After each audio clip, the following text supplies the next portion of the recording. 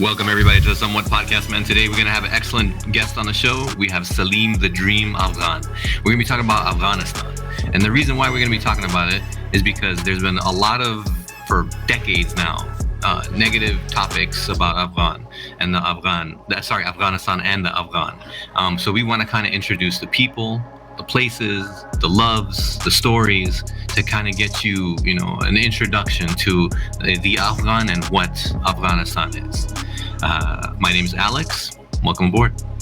And this is Riz K. Respected listeners and viewers, thank you once again for tuning in. And I am really looking forward to this. I personally know Saleem Afghan from the community, so I am really honored that he chose to come here to talk about his valuable life experiences. So Saleem, welcome aboard, and I'm sure you're gonna educate the viewers immensely today.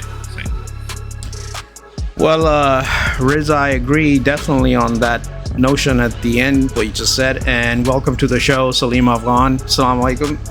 And I'm very eager to hear your side of the experiences and everything you've seen and been through. And a lot of people can, kind of get a feel for what the Afghan people are really about. And that's really important about this topic. So let's begin. And I think, Riz, you want to start? Yeah. So Saleem, maybe if you want to maybe introduce yourself a little bit to the viewers, just tell us a little bit about yourself. We can go from there. Okay. Salam alaikum. Thank you very much. Pleasure to be here. Saleem, the Dream Afghan. Originally from Kabul, the capital. Kabul. Okay. Very cultured and diverse and populated city in Afghanistan. I was born there, raised there, studied there. I majored in political science, international relations, and then I moved to States here on 2016. I remember it was October 31st at 5 o'clock that I landed in Miami. Wait, October 31st? So that was Halloween. You landed on Halloween. Absolutely. Yeah. I can imagine you coming and flying into Miami, no less. Like, it's not like you went to New York, like into no less Miami and landing in Miami on Halloween. What kind of culture shock did you have that day? Yeah. To be honest, I am still in culture shock. I think I know, but I do not. No. Because, I think we are deeply rooted. Yes, we live here. This is our second house and we love it. We are happy, but we are deeply rooted over there, right? In our country. That is where we belong. That is that's our root over there, identity. Yeah. So, and I, before coming here, I was working in so many places. I worked for Afghan government, Civil Service Commission.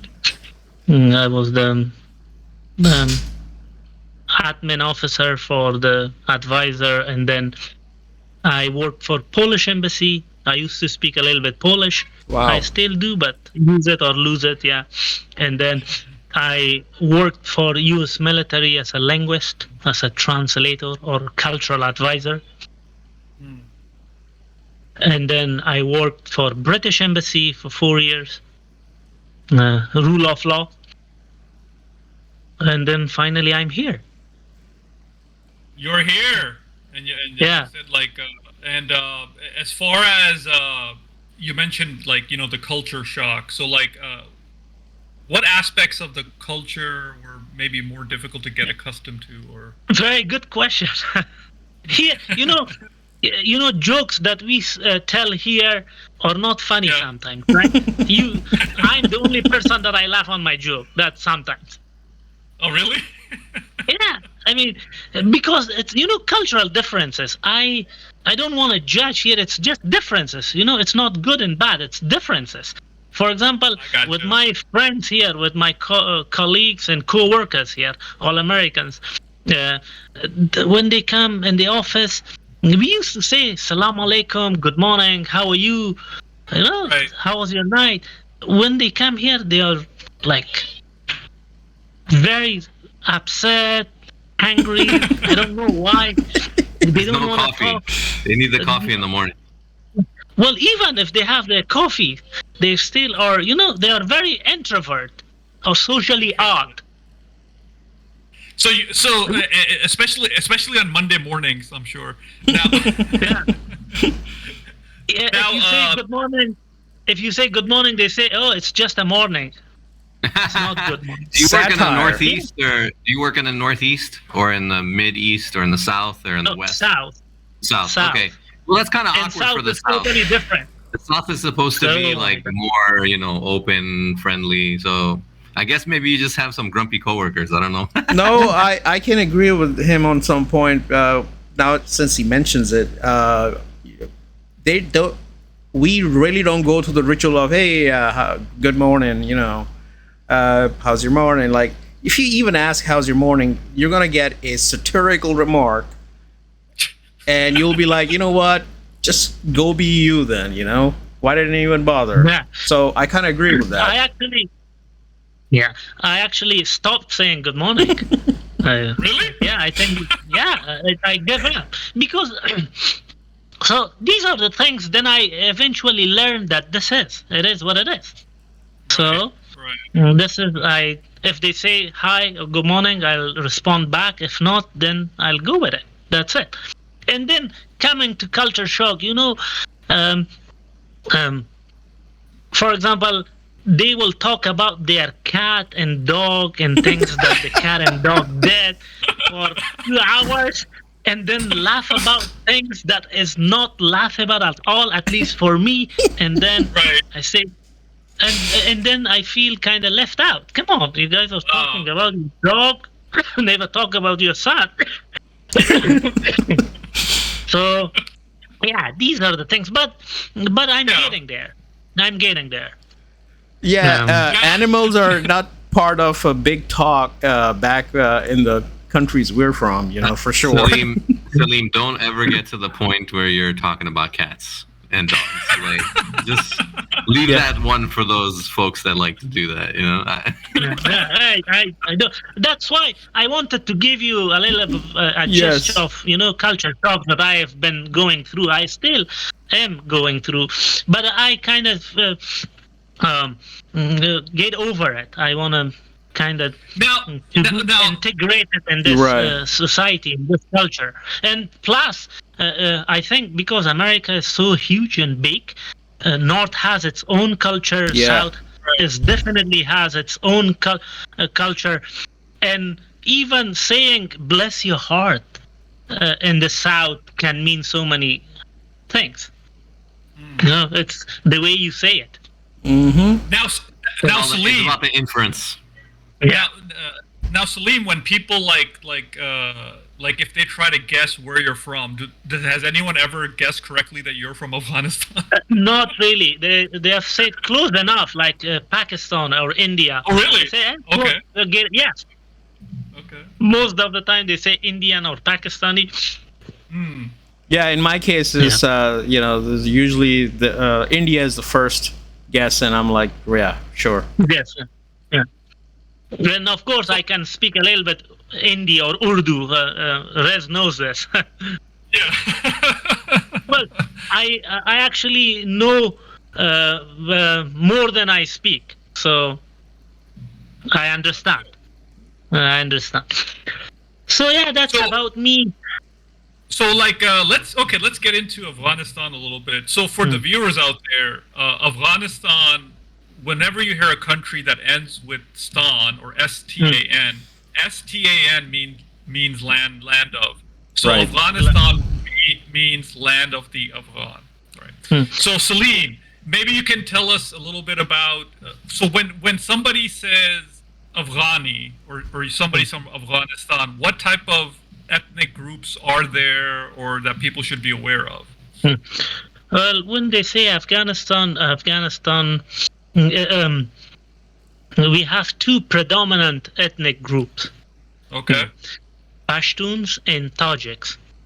Pashtuns and Tajiks, yeah. Pashtun, yeah. We have Hazara too, Hazara, which they are more like Asian type look. Yes. Yeah, and by religion, they are more Shia. Okay. Yeah. Shia. Are they connected more to the Azerbaijanis and No, those no, groups no. that That's come from there? no. That's different. So where would be the Hazara- Hazaris? I guess I know because Azerbaijan's like all the way on the other side of Iran. So like, are the Hazaris part of old Iran? Well, Old Persia? yeah, no. Historically, but this is not scientifically proven. Historically, they say they are the descendant of Mongolia. Genghis Mongols, Khan, yes, yeah. Mongolia. But this is historically, scientifically, it has not been proved. But historically, yes, they say they are the remains. The Tajiks, Yes. Are they Turks, ethnically Turkish, or what would they? No, we have Uzbeks that they are from Uzbekistan and some probably Turkey. Yes. You know, have, there's like, also that Turkic Tajikistan. nomad, okay. You know, there's also Tajikistan. Tajikistan. Correct. Yeah. Correct. So the Tajiks are Central Asian. Central and Asian, yeah. did they migrate to Afghanistan, or were they there from? Well, there are too many proofs and also history books that Afghans were here. They are the indigenous people of Afghanistan, especially Pashtuns. Pashtuns, especially. Yeah. Yes, Pashtuns in Sulaiman Mountain. It's they resist there. So they are the indigenous, and they have been in the power for so long. Political power has always been in the hand of Pashtuns. Pashtun. So in terms of the major groups, so the Pashtuns are the majority, correct? Yeah, And then the Tajiks? yeah, let me clarify this. Yeah, there is not an official and accurate consensus Oh, okay. about Pashtuns or being the majority. Oh, okay. Yes, there has never been any consensus. So I see. probably they say that there are 35 million people living in Afghanistan. That is not also accurate. There could be more, there could be less. There is no consensus about that. And the predominant religion, I'm assuming, is Sunni Islam. The predominant religion Correct. is Sunni That is Islam. correct, yeah. And then there's some Shia Muslim, particularly in the Hazaras. Correct. Are there any other religions as well in Afghanistan? Well, we have some Hindu. Probably, Some Hindus? Oh, really? Yes, yes. Okay. Hindu, and we had the last Jew. We had some Jews living there. Really? Yes, Okay. but the last Jew left Afghanistan after Taliban came to Afghanistan. They had their synagogue. There was one little small synagogue. We have some Indian temples too. Yeah. Right. Yeah. I've always been like a fan of history, and especially like Bronze Age and afterwards, especially like Hellenic expansion. So there's been a long history of Greeks, the Hellenic people, moving from Greece, the Greece area, across the Anatolian plains into, Afghanistan. So it's known that Alexander the Great went into Afghanistan. Are there still people that claim Greek, that claim Hellenic heritage? Well, not really, but that's actually a very good question. There is a province called Nuristan to the northeast of Afghanistan, which has border with Pakistan, with Chetral, yes. Pakistan. Chitral. Chetral. So that is Nuristan.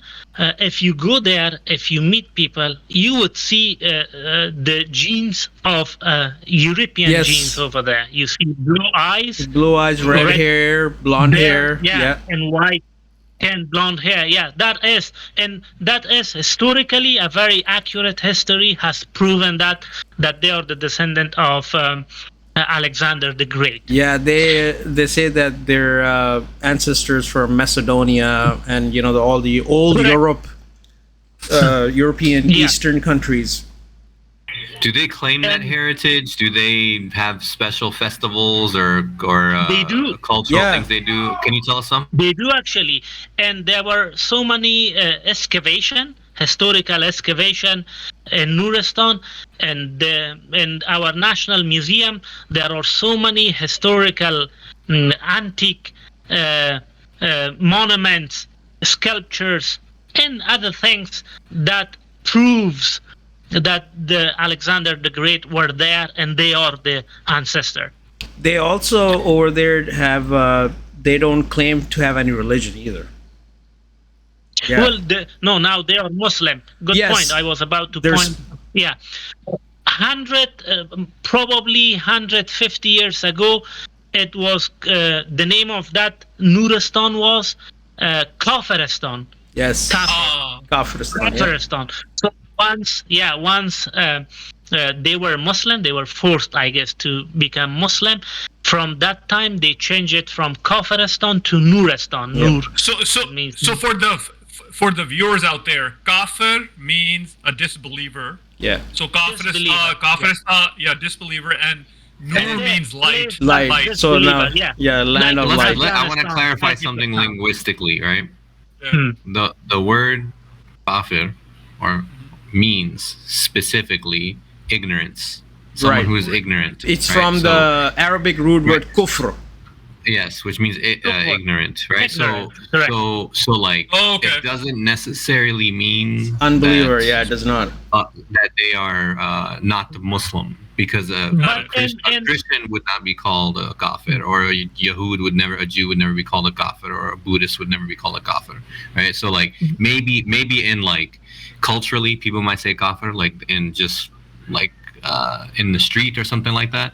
But if it was a scholar saying these things, they never use that. Say that. So, But I had a quick question. I want to clarify something, Saleem. Saleem the Dream. So do the people that are living there now, do they have any Hellenic cultural references? Is there any festivals or ties or language or food that they say, oh, this is our culture, this is Hellenic, this is Greek? You mean in Nuristan? Yes, right now, the descendants of Alexander. Yes, they have some type of dance. Yes, they have cultural. Yeah, dances, and the way they live. Yeah, I am not sure about some other. We had actually a friend here. He was from Nuristan. Rez, if you remember, his name was Hayat. Yeah, I don't think you remember. But anyway, I don't. I know about the dance, and I think some type of food too. They have my friend, which was from Nuristan. He was cooking foods that I never tasted.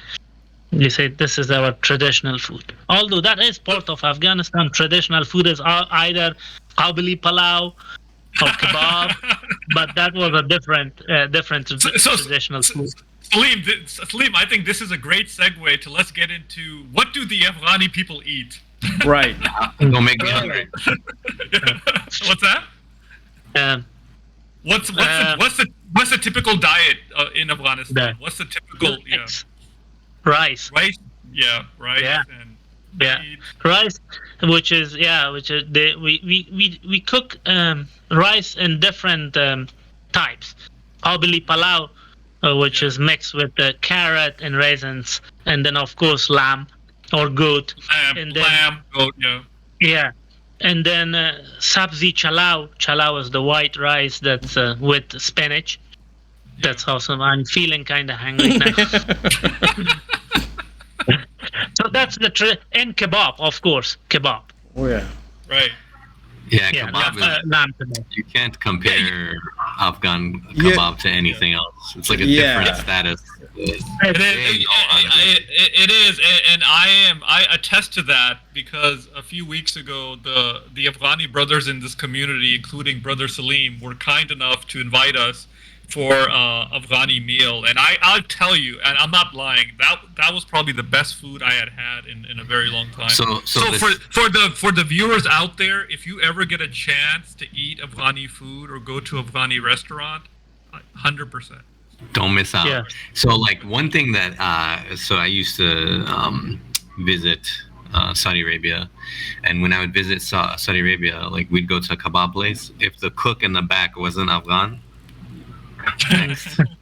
next. There's certain people know how to make certain food. Like if you're going to a falafel place and it's not an Egyptian in the back, go somewhere else.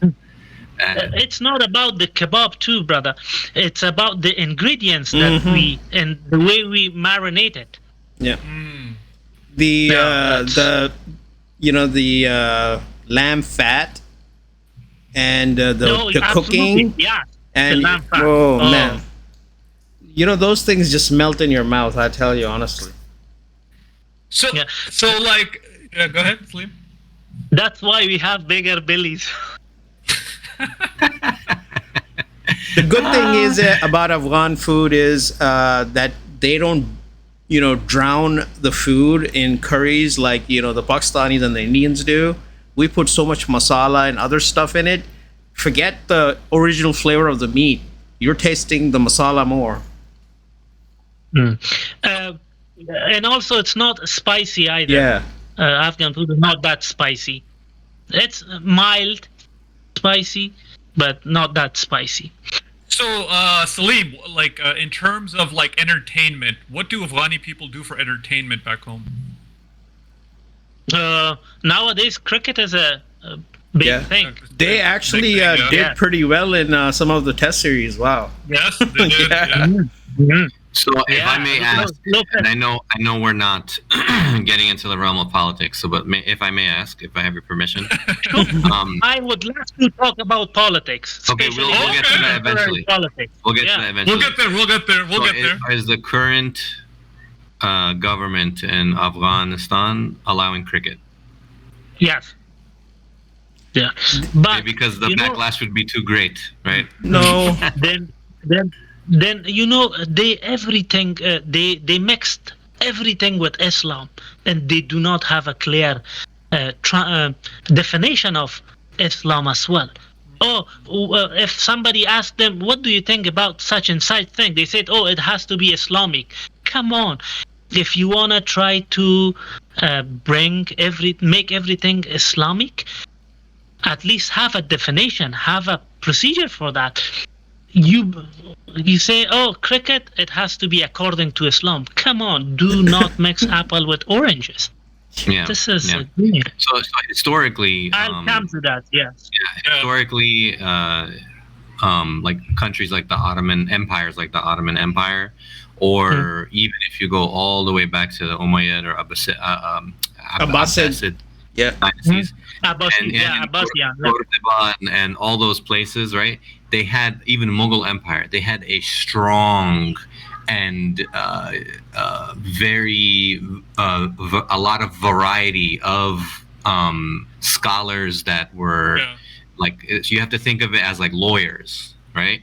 So they had a scholarly class that acted like lawyers, that did research and studied and had doctor's degrees in fiqh and stuff like that, and came up with laws and precedents and jurisprudence. So these old empires who were considered Islamic or Caliphate or those things, they had like thousands and thousands of varied and strong and deep, functional scholars that would be able to make and produce laws based on consensus of the scholarly class.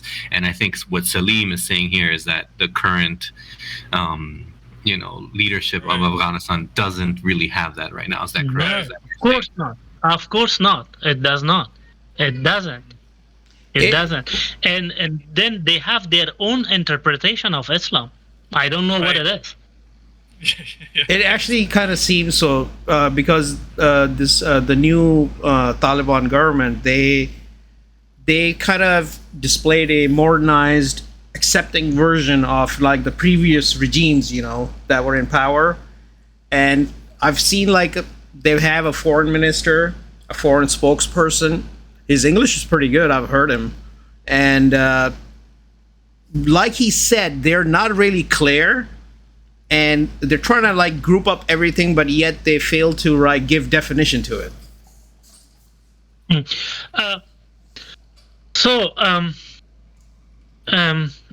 I think one of their bigger problem is that dualism, that clash between modernity and traditionalism. That's the biggest thing. Even in the time of previous government, former government, they had that problem as well. In Afghanistan, Afghanistan is a very, very traditional country, and they are very, very, very those dogmatic beliefs. That dogmatic beliefs is there. In Kabul, yes, Kabul, you can see some modernization, but still, and outskirts of Kabul and other provinces, north, south, east, west. If you go there, normal people, they don't care about democracy. They say that democracy is straight against Islam. That is the problem, And what is the state of the Afghanistan economy and the job situation for the masses? It's pretty bad.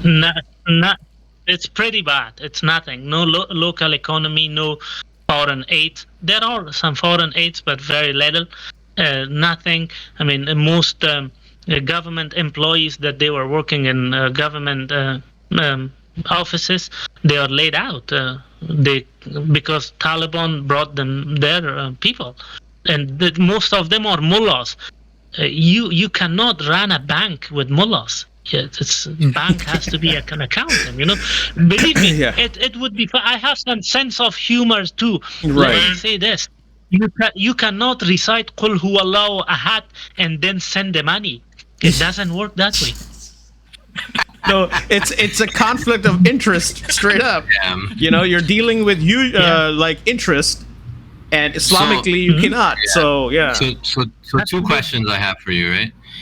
Where did this strict dogmatic beliefs come from? Because traditionally, like in the 60s and 70s, Afghanistans weren't known for Afghan. We're not known for this kind of like dogmatic, absolutely, very strict. It was more traditional, right? It was more traditional and less like Puritanism. So that's my first question. Where did that come from? And my second question is there a conflict in the current administration between traditionalism and dogmatic beliefs? Absolutely. So coming to your first question, where this dogmatic belief came from. I think there is a very famous quote, I don't know by who, it says that if you want to destroy a country, burn their libraries, right? So this 40-year war has, I think, burned the libraries and burned the schools too. If you keep at least one generation illiterate, ignorance, that's enough for centuries. Very true. Very true. And also, this mullahism, mullah and religious leader, this mullah, they have destroyed both Afghanistan and Pakistan. Yep. Let me tell you. You're right. Because they are killing people by the name of Islam. So I told you that Afghanistan is very traditional. In outskirts, in the rural areas where there is no education, no school, especially in this last 20 years, there were some notional schools. 700 notional schools. It didn't exist. So when a mullah says that Quran said this, people will, because they are not educated. Right, they'll believe it. They can't even read and write Dari or Pashto, right? How can they go and cross-check what mullah said? Did he say right? Whatever he says, they accept that, whether it's right or wrong. So that is, I think, the roots of the problem, because people cannot decide for themselves. They don't know. Whatever mullah says, they accept that. You know, and they go with it. So I think that is. No, I was going to tell Riz, Fazlur Rahman, Maulana Diesel. You know? Yeah, I know. He's the biggest mullah in Pakistan. And what he's talking about, it's exact the way he takes a lot of orphan kids, and he's got madrasas, and they do not let them access the internet. They don't let them read the newspaper. They don't let them interact with outside people and tell them that the world is evil and you're safe here, and they restrict everything and brainwash these kids, literally. Now, Saleem, I had a question, Saleem. Do you think that there's also influence from the Wahhabi version of Islam that's led to this more extremist type of mindset? Yeah, let me give you an analogy here. Now Afghanistan is like a pot without the cap. Anybody can come and stick the scammer and take something out. So that is because we don't have a political leader. We do not have a strong government. We never had one for that last 20 years ago. So we didn't have a strong government. So yes, Wahhabism, now Daesh, yes. Hizb ut-Tahrir, Hizb ut-Tahrir, and recently you guys might have heard about TDP. Ayman al-Zawahiri. Ayman al-Zawahiri. Yes. Targeted by it was about what 5-6 days ago. Yeah. Yes. The guy was second in charge, Al-Qaeda leader. After Osama bin Laden. So now imagine, and also it's not only just Afghans. There are other countries. We have the regional game, then the internal game, regional game, and then international players. And poor Afghans or in Pakistan are paying the price. Yep. Yeah, you had mentioned in your response that it was a 40-year war. Are you including the Russian invasion, the Russian invasion? That is correct. Okay. Yes. Okay. Yes. Now, as far as the mullah class and the scholarly class go, so like in most conservative countries, and even in non-conservative like Muslim countries like Malaysia, Turkey, those kind of countries, there's a class of women scholars, sheikha or alima, that they talk to the women about certain things. Does the Afghans have that or no? It doesn't apply after Taliban came to power. It does not apply. Imagine they have banned girls for going to school. Come on. اطلبوا العلم وهو في السين, right? Yeah, that's Seek right. the knowledge even if it's a China. Yeah. So they are going against Islam, right? Yeah, no, you're right. So Definitely right. So there's no class of women shayukha or women alimo that talk to women about women's issues. No. Man. Women That's- are that's always the atypical. second citizen. That's Yeah. atypical, even for like a very, very like conservative Muslim country. That's atypical. Yeah, That that's doesn't even happen. barbaric, radical Islam definition of Islam in Afghanistan. And I think they are lost. They don't know what to do. And within that government, there are two different school of thought, let's say. Yes, and they're So what's not. the conflict in the current government? So some are, and to be honest, let's not forget the influence of Pakistan and Afghanistan. A huge influence, a huge. That is true. And to be honest, this is politics, right? Right. Politics. And you know, the atrocity and enmity with Afghanistan, when did that start? 1947, when Pakistan was a country, became a country divided from India, right? So the first, the person who denied the vote in UN, United Nations, it was the Afghan representative Abdul Rahman Pajwak. He voted no for Pakistan to be a country. Yeah, did you guys know that? No, I actually I did didn't not know know that. that. Yeah. Did not know that. Yeah. Abdul Rahman Pajwak was the Afghanistan representative at UN, United Nations. And when this consensus happened, that representative said no. Interesting. I didn't know that. Yeah. Do you see like a? Can you, Rizke, hold on. Can you talk to the internal conflict in the current administration? Like what's internal conflict? Yes, we have Haqqani, which are they are Haqqani more radical. Yes, Haqqani network. They are more radical, and then we have our Mullah Hibatullah. They said Raisul Wazara. That's a title. I don't know what. Come on. What's the title? Raisul Wazara. Rais. You know? Raisul Wazara. It means chief of ministers, something like that. The chief I on the think they translate Vizarat, that. you know, Vizarat we say. it means Without prime minister. It means prime minister. Yeah. Kind of prime minister, yes. Okay. But most people, they have not seen him yet. Who he is? Does he really exist? So that's the conflict. So the Kandahari Taliban, they are moderate. They want girls to go to school. They want a peaceful and a stable Afghanistan, and they want to have a good relationship with the foreign countries. But the others say no, everything should be Islamic, and they do not have a definition of Islamic. If you say, they say, oh, why you are not letting girls to go to school? They say, oh, they should go to school in accordance to Islam. Come on, so in accordance to Islam, what that Islam is? Tell me, what?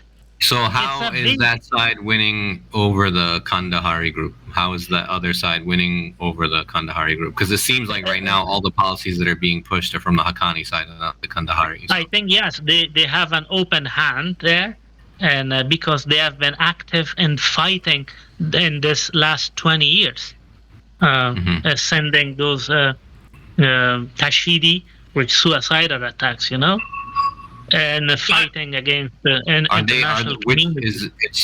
Is Pakistan offering support to one side versus the other? That is a big question. Yeah. I think. Yeah, I think yes. I think they swing both ways. Yeah. Whatever benefits them at the time. Yeah. Absolutely. They will support them. That's politics. They will Yeah, support. that's politics. No, it is.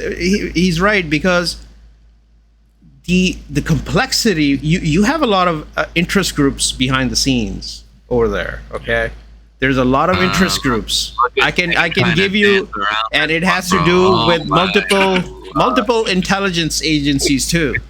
And I'm sure it's multiple, not Pakistan at all, bro. They have nothing to do with this one. Risque. Yeah, let me. no. Like we're just gonna discount like India is just like a peaceful cow sitting there. Absolutely. No. That's another. Let me give you a few examples. Then I think you will have an idea about what I'm talking about. See, do you think Pakistan and India are friends? I'm gonna let Alex answer that question because I know my answer. So okay, my answer would be some things yes, some things no. No. It's a big they NO. are doing their proxy war in Afghanistan. Yes. Okay. This is one. Okay, fine. Right? Yeah. They can they push. They don't want to destabilize Pakistan or India. Oh, they have a third location, Afghanistan. Let's fight there, right? And poor Afghan are paying the price, and that's the reality. So, do you think Iran and America are good friends? No, that's a proxy war. Yeah. Absolutely. So Iran was Afghanistan doing is the playground to access Iran. Absolutely, it's a lab. Yeah. So Iran was doing their proxy war with U.S. trying to undermine U.S. Presence in Afghanistan, and they in Iraq too. Hey, but Absolutely. India actually did build a library in Kabul. Library? So No, they did. what's the They said they did. Yeah, let me finish this. Do you think Russian will forget while they were fighting Afghans were fighting them and Americans were supporting them, right? Yep. Now they have the opportunity. and That's they when can use- that's when the Afghans were the Mujahideen. correct. Yeah, it's made public that the Russians were helping the Taliban pinpoint and attack American targets. So yes, and then they were different Taliban. We have Iranian Taliban, we have Pakistani Taliban, we have Russian Taliban, and we have Indian Taliban. So it's a chaos. What he just said is what I just told you. Afghanistan's been the playground for interest groups, Absolutely, yeah. and it still is. And the new government and it is will facing be. the same challenges. Yeah, I just Because- want to go to I just wanted to like maybe clarify for the viewers Taliban, okay, because there's a lot of misconception about the Taliban, and I think it's important to realize that the Taliban are on a spectrum, right? Yeah. There's some you can't say that all Taliban are the same, That would yeah. be incorrect. Is that correct? No. Well, yes. First of all, let's talk about Taliban. Talib, we all know that Talib is an Arabic Yes, word, Taliban, right? yep. Taliban, or seeker of the knowledge. Seeker right? of the knowledge. Yeah, Which they are- that's the literal meaning. Which they are totally the opposite. It means like It's very Talib ilm. oxymoron. Talib ilm. It's very Yeah. yes, the oxymoron word. Oxymoron. Yeah. So quick interjection. What's Talib biryani? Talib biryani. You My are Bengali friends used no. to talk about this all the time. Talib biryani actually means you are seeking biryani. Talib means the talb. It comes from the Yeah, the Arabic seeker. word talb. No, I had Bengali So, friends that they let always me- used to say. Sorry. Can I say something? Yeah, and most people in the world, there is a misunderstanding about that. Oh, all Taliban are Pashtun. No. Taliban does not represent any ethnic. They are from. We have Tajik Talib, we have Hazara Talib, we have Uzbek Talib, we have Pashtun Talib. They do not represent Pashtuns. No, they have actually ruined Pashtun more than any ethnics in Afghanistan. Believe me. For this last 20 years, they have ruined the Pashtun ethnicity the most. So why the consolidation of power around these groups if they're not, pushing forward the agenda of the locals? Is this specifically to do with education? Well, education is one of the factor. There are multiple factors. External hands, the group interest groups, Pakistan, India, Iran, Russia, China, US, all of them, name. So UK. yeah, let United me ask Kingdom. you. Yeah, let me ask you a question. So all these countries are giving money to different groups, and they're fighting it out in Afghanistan amongst the Afghans. What is Turkey's? Because after the Taliban took over, after the U.S. left, a lot of news articles were revolving around Turkic influence in Afghanistan and the Turkish foreign policy trying to combat Chinese economic intervention in Afghanistan. So, what is the Turkish influence and goal in Afghanistan? Well, good question. I think yes, from the NATO countries, Turkish has been there after the Taliban, after the former government collapsed and international community left. They have actually a good tie with Taliban. They have their diplomatic presence in Kabul. They are operating. I think because in the previous government, each country, especially the NATO country, they had their representative in a very key leadership position in Afghanistan. So Turkey's key person was Marshal Dostum. Do you know that guy? No. General Dostum. He is an Uzbek leader, very influential. He is now in Turkey, so he has a very, very good tie with Turkey. Actually, is number one guy.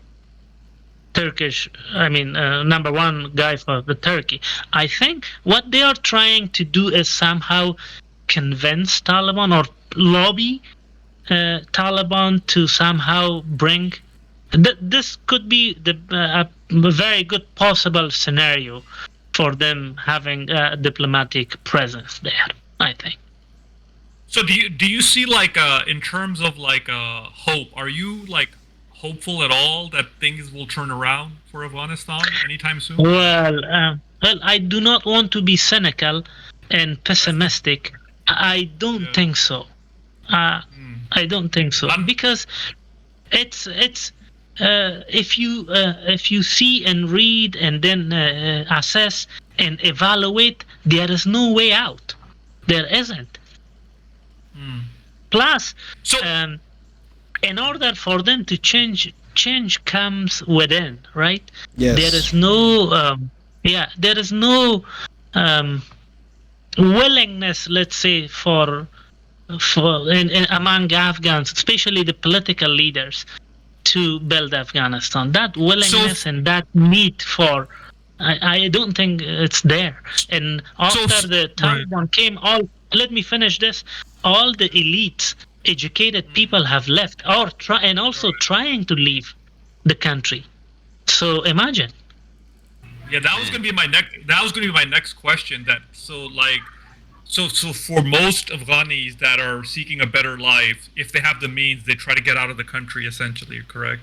Yes. What he essentially said, you remove one generation from getting educated, you've destroyed a lot more future generations, and that I see heavily played it. Yeah. Yep. Yes. So that's enough for centuries. Yeah. So, of course, the United States was in Afghanistan for like 20 years, 22 years. Is there a feeling, because a lot of promises were made by the American government, is there a feeling of betrayal? Not from you specifically, but from the Afghani people, is the feeling of like betrayal from the American government?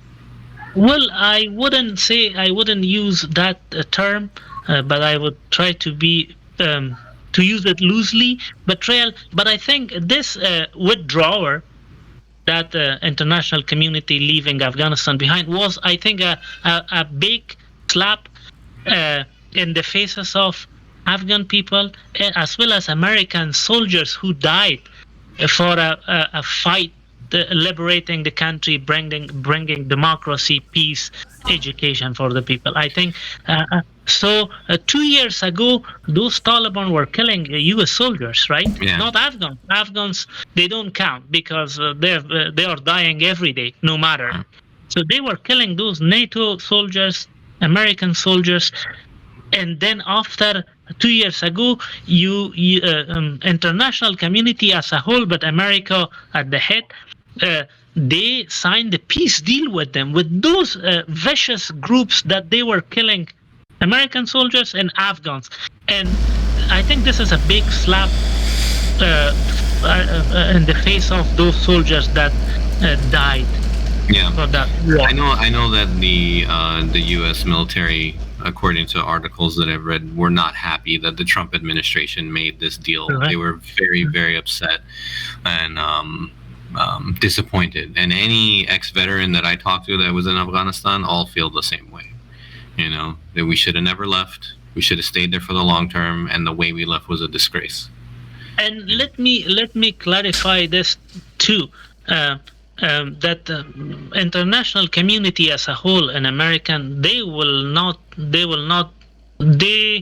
can't be there forever, but Right. they could have stayed for, or they could have managed for a better withdrawal, not that that chaotic sudden- withdrawal. Like Yeah, a I agree there. You know, they didn't structure Yeah. their withdrawal it out at all. They just Mhm. picked up and left.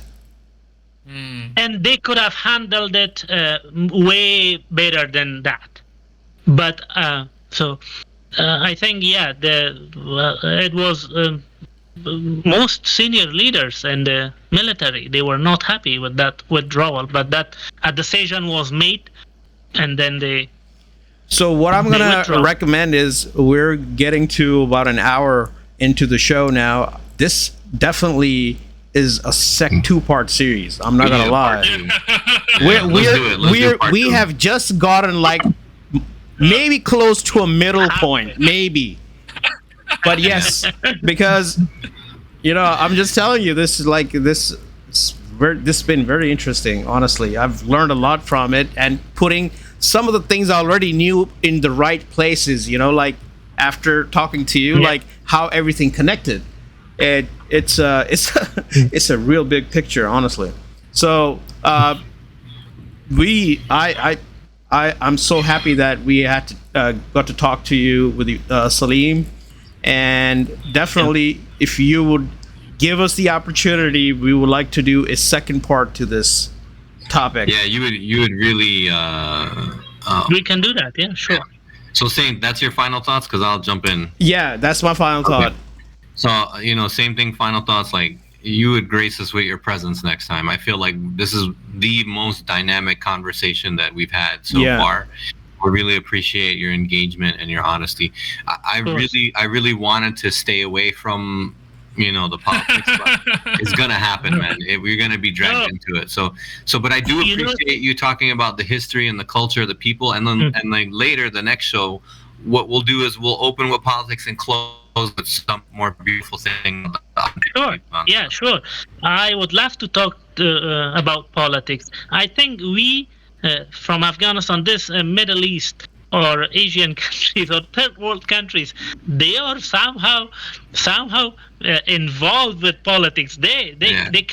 They can't. I can't help it. They Yeah, cannot- it's- yeah. You can't have a separate conversation without politics. Politics. Politics is everywhere. It's even if you talk about food, ultimately you end up talking about politics. So Yes. The funny thing is that one of our initial names that we wanted to name the show that I was thinking about was Uncles Drinking Chai and Talking Politics. green chai. Yeah, real chai, yeah. All right, Riz, your final thought. Yeah. Well, yes, Lee, man, that was awesome. That was awesome. That was really Thank you. appreciate you sharing your knowledge, and especially viewers out there. I hope that you got the start of a better understanding of how complex the situation in Afghanistan is, and The conundrum.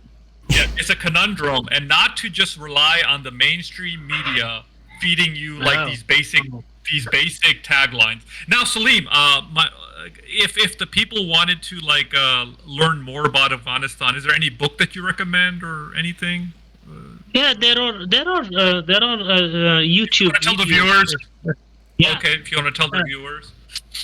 Yeah, something that you think has some legitimate information, that you agree with, because you actually definitely have had first-hand experience with the politics and everything.